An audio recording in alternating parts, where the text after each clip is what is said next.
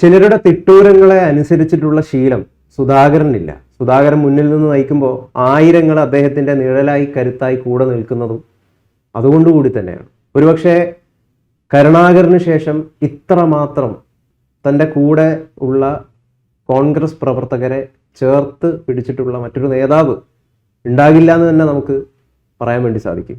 ഇപ്പം പേരാവൂരിൽ സണ്ണി ജോസഫിന്റെ പോസ്റ്ററിന് മുമ്പാകെ ചില സന്ദേശങ്ങൾ കുറിക്കപ്പെട്ടിരിക്കുകയാണ്. അതായത് സണ്ണി നന്ദി ഇല്ലെങ്കിലും നന്ദികേട് കാണിക്കരുത് എന്നാണ് ആ വാചകങ്ങൾ സൂചിപ്പിക്കുന്നത്. അപ്പോൾ ഇപ്പോഴും ആരാണ് സുധാകരൻ എന്ന് പലർക്കും മനസ്സിലായിട്ടില്ല എന്ന് തോന്നുന്നു. ഇപ്പം 2 സ്ഥലങ്ങളിലെ 2ാം സ്ഥാനാർത്ഥി പട്ടിക വരാൻ വേണ്ടി പോവാണ്. കണ്ണൂരും കോന്നിയും ഒഴിച്ചിട്ടിരിക്കുകയാണ്. അപ്പം ആരാണ് യഥാർത്ഥത്തിൽ സുധാകരൻ? ഒരു കാര്യം അറിയുക, ആരാണ് സുധാകരൻ എന്ന് എല്ലാവർക്കും അറിയാം. രാഹുൽ ഗാന്ധി തൊട്ട് എല്ലാവർക്കും അറിയാം.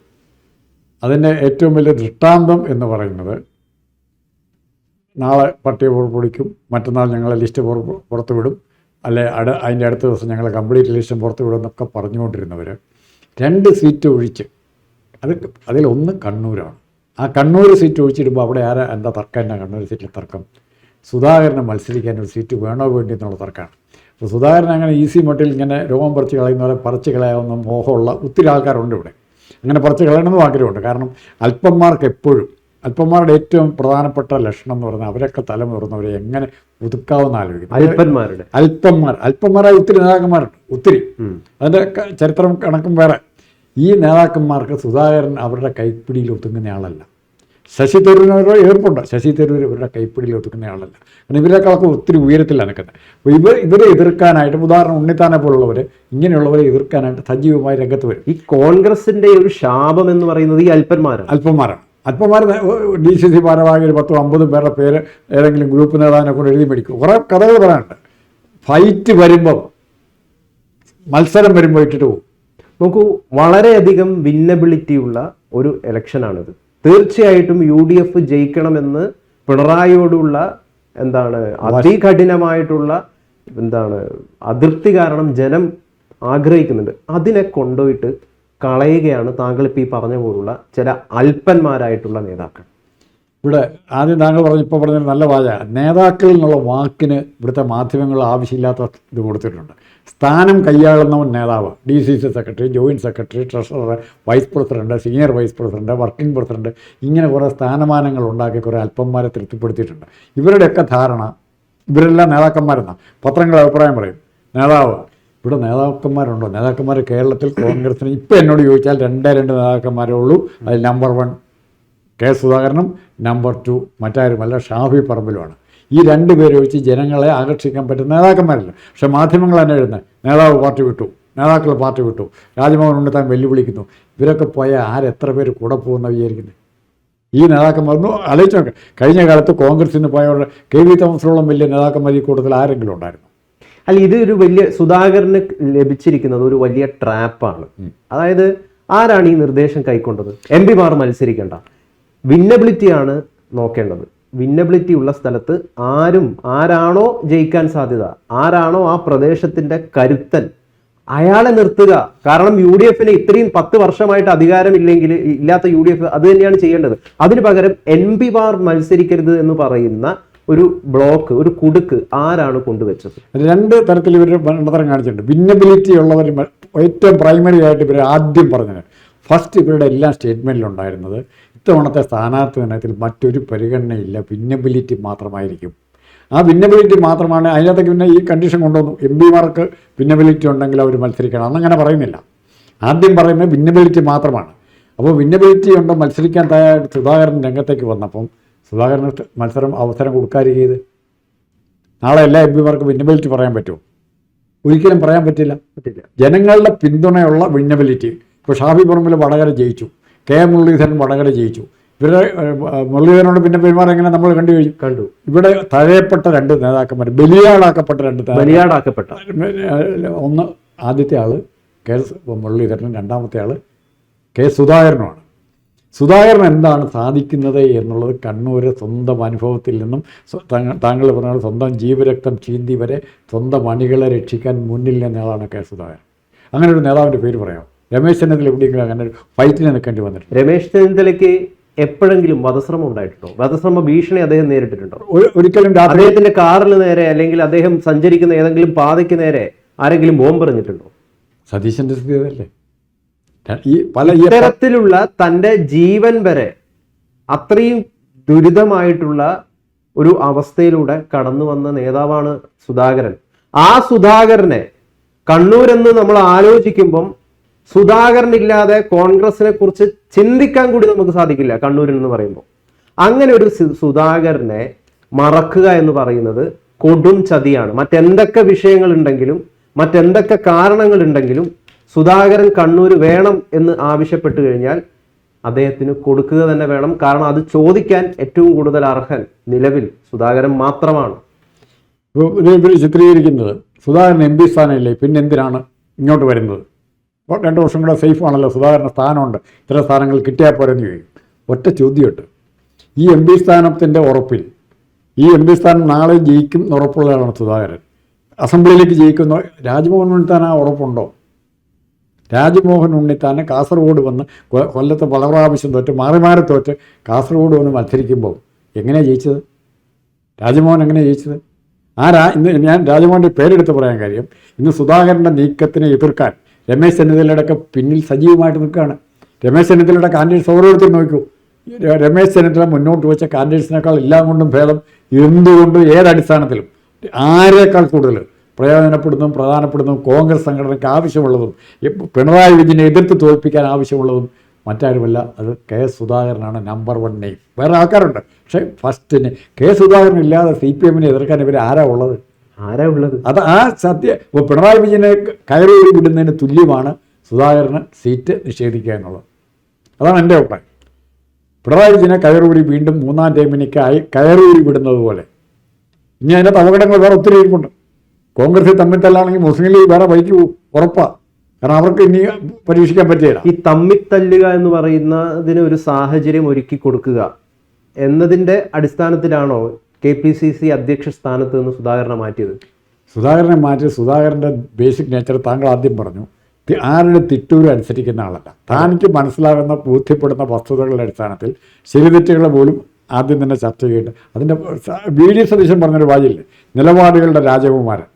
ആ നിലപാട് കേരളത്തിലെ കോൺഗ്രസ്സുകാരൻ്റെ ഏറ്റവും പ്രധാനപ്പെട്ട നിലപാട് CPMനെതിരായി, CPMൻ്റെ ഗുണ്ടായത്തിനെതിരായി, CPMൻ്റെ കാടത്തത്തിനെതിരായി പോരാടുക എന്നുള്ള നിലപാടാണ് ഏറ്റവും പ്രധാനപ്പെട്ട നിലപാട്. ആ നിലപാട് ഉയർത്തിപ്പിടിച്ച് ആ രീതിയിൽ പ്രവർത്തിച്ച ആദ്യത്തെ നേതാവും ഇപ്പോൾ പറയുകയാണെങ്കിൽ ചിലപ്പോൾ അവസാനത്തെ നേതാവും KM സുധാകരനായി. ആ നിലപാടിൻ്റെ ഉറപ്പ് ആർക്കാണുള്ളത്? അതായത് നമുക്ക് കേരളത്തിൽ കോൺഗ്രസ് നേതാക്കളെ കുറിച്ച് അഭിമാനം തോന്നുന്ന ഒരുപാട് നേതാക്കളുണ്ട്. അതിലെ ഒരു ആദ്യ 5 പട്ടികയിൽ ഇടം നേടുന്ന ഒരാൾ ആരാണെന്ന് ചോദിച്ചു കഴിഞ്ഞാൽ അത് സുധാകരനാണ്. ഈ പറയുന്ന മറ്റ് പല പ്രമുഖരും അതിലില്ല എന്നുള്ളത് മറ്റൊരു വസ്തുതയും കൂടിയാണ്, അല്ലേ? കരുണാകരനും ഉമ്മൻചാണ്ടിയും സുധാകരനും അവിടെ കൊണ്ട് ഈ അടുത്ത കാലത്തെ തീരും. 5 പറയണ്ട, 3 പറഞ്ഞാൽ മതി. അതാണ് അതിൻ്റെ സ്ഥിതി. അപ്പോൾ ഈ സുധാകരൻ എന്തുകൊണ്ട് മാറ്റി നിർത്തണമെന്ന് ആഗ്രഹിക്കുന്നതിൻ്റെ കാര്യം മനസ്സിലായില്ലേ? ജയിക്കാൻ സാധ്യതയുണ്ട്, പോരാടാനുള്ള സുധാകരൻ്റെ സാന്നിധ്യം ആ ഒരു കണ്ണൂർ മാത്രം ഒതുങ്ങുന്നല്ല. വടകര പാർലമെൻറ്റ് സുധാകരൻ്റെ സാന്നിധ്യമുണ്ട്, മറ്റ് അസംബ്ലി നിയമമണ്ഡലങ്ങളിൽ സുധാകരൻ്റെ സാന്നിധ്യമുണ്ട്. അങ്ങനെ സാഹചര്യം ഏത് നേതാവുണ്ട്? ഇപ്പോൾ രാജ്ഭവൻ ഉണ്ണിത്താൻ കാസർഗോഡ് മത്സരിച്ച് ജയിക്കുന്നു, അല്ലെ VD സതീശൻ പറവൂർ ജയിക്കുന്നു. മറ്റേത് കോൺസ്റ്റിറ്റ്യുവൻസിയിൽ സ്വാധീനിക്കാൻ പറ്റും ഇവർക്ക്? രമേശ് ചെന്നിത്തലയ്ക്ക് ഏത് കോൺസ്റ്റിറ്റ്യുവൻസിൽ സ്വാധീനിക്കാൻ പറ്റും? ആലപ്പുഴയിൽ നിന്ന് ഒറ്റയാളാണ് ജയിച്ചിരിക്കുന്നത്, സ്വന്തം ജില്ലയിൽ നിന്ന്. രമേശ് മാത്രമാണ് ജയിച്ചിരിക്കുന്നത്, ആലപ്പുഴയിൽ നശിപ്പിച്ചില്ലേ? എന്നിട്ടാണ് ഇവരാണിപ്പം ഡിക്റ്റേറ്റ് ചെയ്യുന്നത് സുധാകരൻ മത്സരിക്കാൻ പാടില്ല, പാർലമെന്റ് തീരുമാനം. എന്നിട്ട് പോയി കണ്ട് നാട്ടുകാരെ ബോധിപ്പിടിക്കാൻ ഈ ഹൈക്കമാൻഡ് തീരുമാനം MP-മാർ മത്സരിക്കാൻ പാടില്ല എന്നുള്ള ഈ പറയുന്നുണ്ടല്ലോ, ഇതിൻ്റെ അകത്തൊന്നും യാതൊരു നിഷ്കളങ്കതയുമില്ല. ഇതിൻ്റെ അകത്ത് മറ്റ് പല രീതിയിലുള്ള കാര്യങ്ങളുമാണ്. കാരണം സുധാകരൻ മുൻപന്തിയിൽ വന്നു കഴിഞ്ഞാൽ അത് മറ്റു പലർക്കും ഭീഷണിയല്ലേ? അല്ല, സുധാകരൻ്റെ ഒപ്പം നിൽക്കാൻ പറ്റാത്തവർ പിന്നെ എന്താ ചെയ്യുന്നത്? സുധാകരൻ്റെ ഒപ്പം തലപ്പൊക്കെ ഇല്ല. ഉണ്ണിത്താൻ സുധാകരനെ നോക്കണമെങ്കിൽ കയറി, ഞാൻ ഒരു പ്രാവശ്യം ചർച്ച പറഞ്ഞ കോണി വെച്ച് കയറി നോക്കണം. ശശി തരൂരിൻ്റെ അഭിനയത്തെ അറിയണമെങ്കിൽ തരൂരിനെ ഏറ്റവും കൂടുതൽ വിമർശിക്കുന്ന ഉണ്ണിത്താൻ്റെ സൈക്കോളജി എന്ന് പറഞ്ഞാൽ തന്നേക്കാൾ കുറേ മിടുക്കന്മാരെ വിമർശിച്ച് കഴിഞ്ഞാൽ ജനശ്രദ്ധ കിട്ടും. ഇപ്പോൾ പിണറായി 2 പേര് പറഞ്ഞാൽ ആൾക്കാർ ശ്രദ്ധിക്കും, ആരാ എന്നാ പറയുന്നത്. അതുപോലെയാണ് ഉണ്ണിത്താൻ്റെയൊക്കെ ശൈലി. ഇപ്പോൾ കോൺഗ്രസിനെ രക്ഷിക്കാൻ വന്നിരിക്കുക. ഉണ്ണിത്താൻ പറയുന്നത് കേൾക്കാതെ സ്ഥാനാർത്ഥിയെ നിർത്തിയിരിക്കുന്നു. ഉണ്ണിത്താനെ അവമാനിച്ചവനെ ഉണ്ണിത്താനോളം കോൺഗ്രസിന് അവമാനം ഉണ്ടാക്കി പ്രവർത്തിയത് വേറെ വളരെ ചുരുക്കം പേരല്ലേ ഉള്ളൂ. ഉണ്ണിത്താനോളം അത് ഞാൻ എടുത്ത് പറഞ്ഞു. ഉണ്ണിത്താനെ മനസ്സിലാവും, കേട്ടാൽ മനസ്സിലാവും. ഉണ്ണിത്താനോളം കോൺഗ്രസിന് അത്രയും അവമാനം ഉണ്ടാക്കിയിട്ടുണ്ടോ?